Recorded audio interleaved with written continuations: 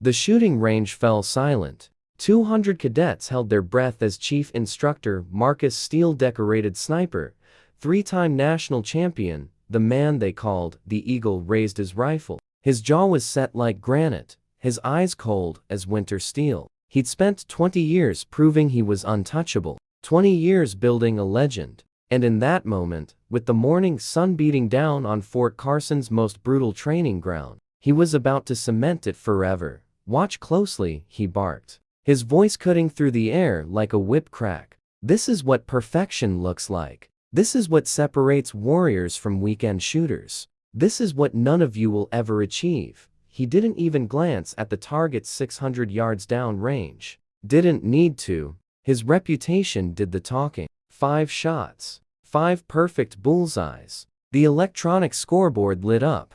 50 out of 50. Perfect. Flawless. Impossible. The cadets erupted in applause. Some cheered. Others just stared in disbelief. But Chief Steele? He didn't smile. Didn't acknowledge them. He simply turned, his eyes scanning the crowd with that same cold calculation, and said the words that would haunt him forever.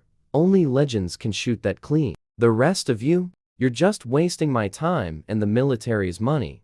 That's when she stepped forward. Cadet Emma Chen, 5'4", 120 pounds, soaking wet. The girl everyone whispered about. The one they said didn't belong. The one Chief Steele had failed on every written exam, criticized at every formation, humiliated in front of her entire platoon. She'd been here 6 months, and 6 months of hell doesn't even begin to describe it. He'd called her weak, unfit, a diversity checkbox. He told her to her face that women had no business in elite sniper programs, and now she was standing at the firing line, her hand raised.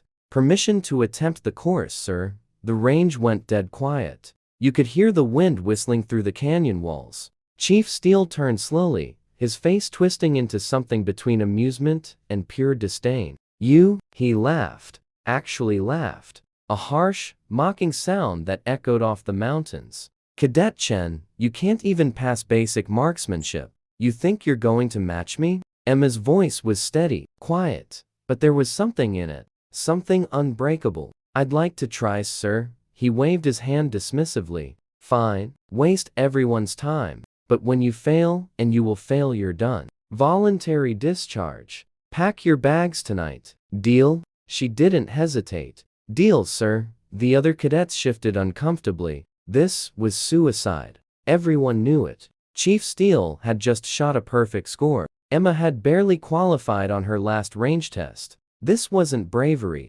This was career-ending stupidity. But something in her eyes, something made them watch. Emma approached the firing line, picked up the rifle, same ammunition, same impossible targets, 6 football fields away. Her hands moved with quiet precision, checking the chamber, adjusting the scope, settling into position. No showboating, no dramatic pauses, just cold, mechanical preparation. And for just a second, just a flash, Chief Steele's smirk faltered. She fired. The first shot cracked across the valley. The electronic target system pinged. "Bullseye. 10 out of 10. The cadets murmured. "Lucky shot, maybe." She fired again. Another ping. Another perfect 10. The murmuring stopped. Third shot. Fourth shot. Fifth shot. 5 pings. 5 perfect bullseyes. The scoreboard blazed.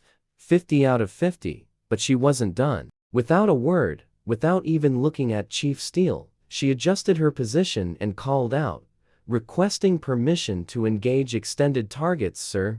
Extended targets. The ones at 800 yards. The ones reserved for advanced sniper candidates. The ones Chief Steele himself rarely attempted in front of crowds because the margin for error was razor thin. He stood there, frozen, his face draining of color. "Denied," he snapped. But his voice cracked. Actually cracked.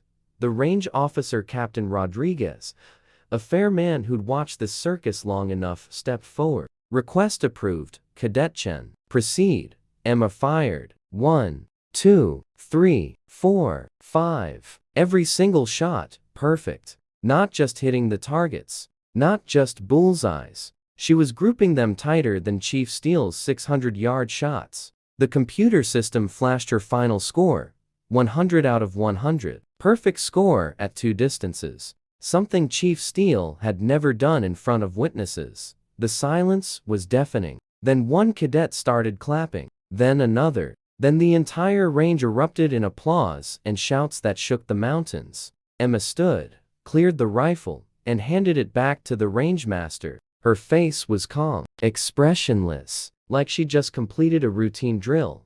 Chief Steele stood there, his legend crumbling around him like sand. Captain Rodriguez approached Emma, and in front of everyone, said the words that changed everything. "Cadet Chen, I'm recommending you for immediate advancement to the Special Operations Sniper Program. Outstanding performance." Then he turned to Steele. "Chief, my office." Now, the investigation took 3 days. Turned out Emma Chen wasn't just some random cadet. She was a former Olympic shooting prospect who'd given up her career to serve. She'd been training since age 7, and every failed test, every poor evaluation Chief Steele had given her, fabricated, falsified, because he couldn't stand the idea of a woman outperforming his carefully constructed image. Emma graduated top of her class. Chief Marcus Steele was relieved of duty, dishonorably discharged for systematic discrimination and falsification of military records. And that rifle range at Fort Carson?